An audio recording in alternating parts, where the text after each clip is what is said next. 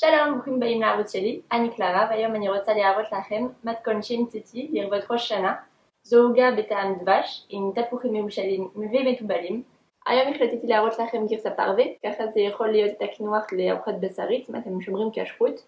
אבל אם אתם יכולים, אז כדאי לעשות את העוגה עם מוצרי חלב, זה יהיה אפילו יותר טעים. ואני גם אראה לכם את השיטה כדי לעשות את העיצוב למעלה. אז אם אתם אוהבים את המתכון הזה, תשימו לייק ותירשמו לערוץ כדי לראות עוד מתכונים כאלה בעתיד. ועכשיו נתחיל. אז אני אתחיל עם התפוחים שיהיו באמצע העוגה. פה יש לי סיר מים, אני מוסיפה לזה כמה תבלינים. אז פה יש לי מקל קינמון, חצי כפית וניל, רבע כפית מוסקת, רבע כפית ציפורן, חצי כפית ג'ינג'ר וכמה פרוסות לימון. אני אוסיף את זה לסיר.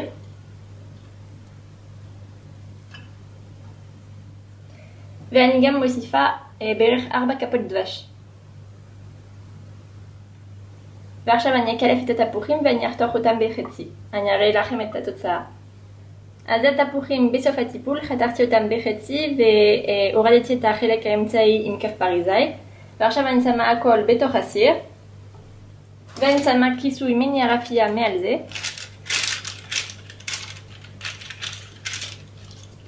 ככה. ואני אשים את זה על האש בערך חצי שעה. אני רוצה שהתפוחים יהיו מבושלים, אבל אני רוצה שהם יחזיקו את הצורה שלהם עדיין. עכשיו אני מכינה את השכבות של עוגה, בשביל זה אתם צריכים 2 ביצים.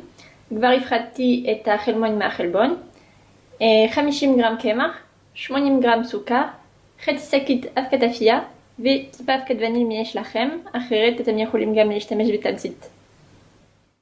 אז קודם אני אקציף את החלבון. כשהחלבון מוקצף היטב, אני מורידה את המהירות של המיקסר, ואני מוסיפה את החלמון אחד אחרי השני, ואז את הסוכר. ובאופן ידני, אני אוסיף את הקמח, אבקת האפייה והווניל.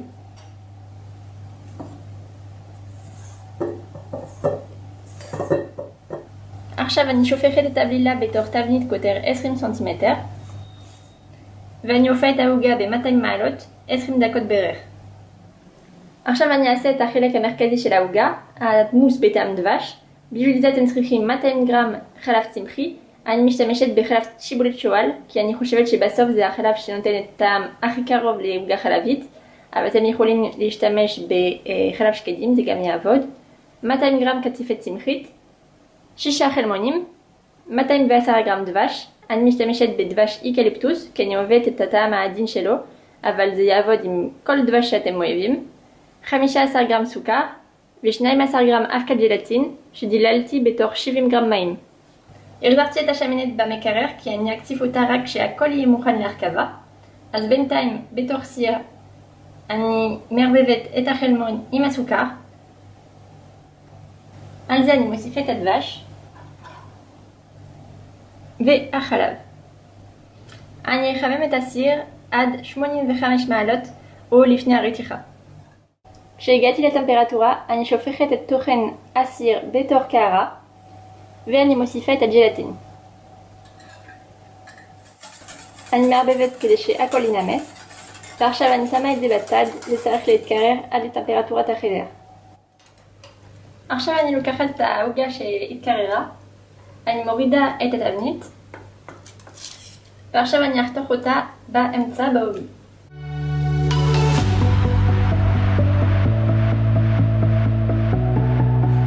אני מקבלת 2 דיסקים של עוגה ואני אחתוך טיפה מסביב כדי שנוכל להגיע לקוטר 18 סנטימטר בערך. בשביל זה הכי פשוט זה להשתמש במספריים.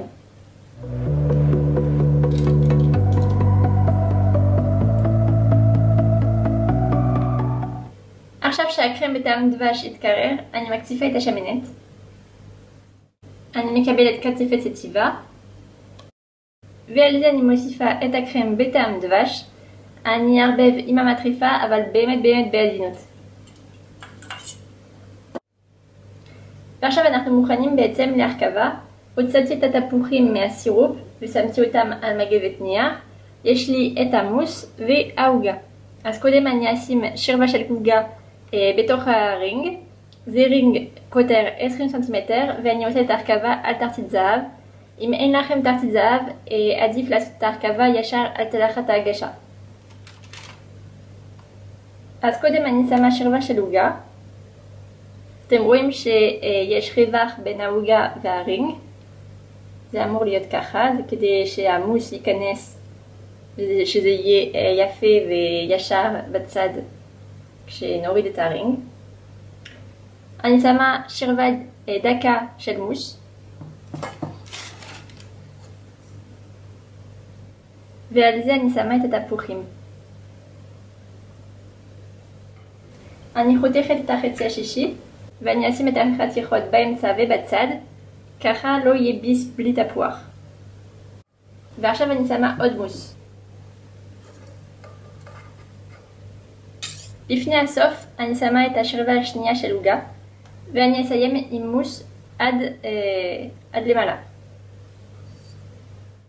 אני עוברת למעלה עם פלטה כדי שזה יהיה ממש שטוח.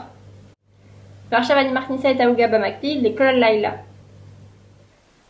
עכשיו אני מכינה בצק פריך. בשביל זה אתם צריכים 150 גרם קמח, 50 גרם אבקת שקדים, 90 גרם נטורינה רכה, 40 גרם סוכר דמררה, 40 גרם דבש, חצי ביצה, שזה 25 גרם, קורט מלח וקורט קינמון. אז בתור קערה אני קודם מעבדת את הנטורינה עם הסוכר. כשהכל מאוד קרימי אני מוסיפה את הדבש ואז את הביצה. ואז אני מוסיפה את שאר הרכיבים, הקמח, אבקת השקדים, הקינמון והמלח. ואז אתם מקבלים בצק מאוד רך. אני ארדד את הבצק הזה בין שני דפי נייר לעובי של 3 מילימטר.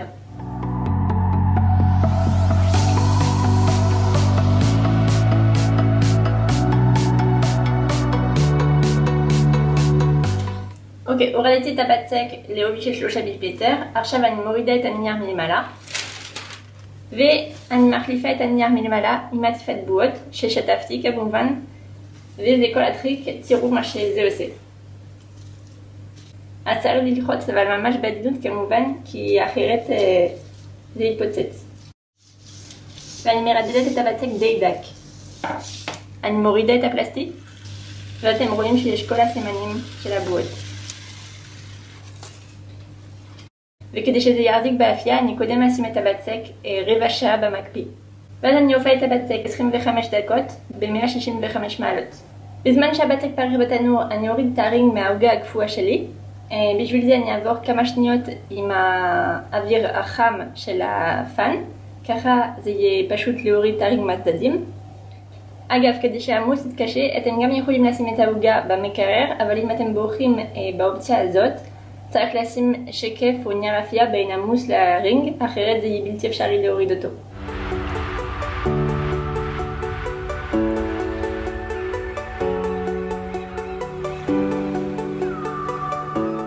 כשהבצק יוצא מהתנור הוא עדיין טיפה גמיש, אז אני חותכת אותו עם הרינג, ואני גם מחזקת את החורים שנעלמו טיפה באפייה. כשהבצק פריך יתקרר, אני שמה אותו על העוגה, ואני מסיימת את הקישוט עם תפוחים ששמתי בתוך מיץ לימון ודבש, כדי שזה לא ישחיר, וקצפת צמחית, רימונים ומקל דבש.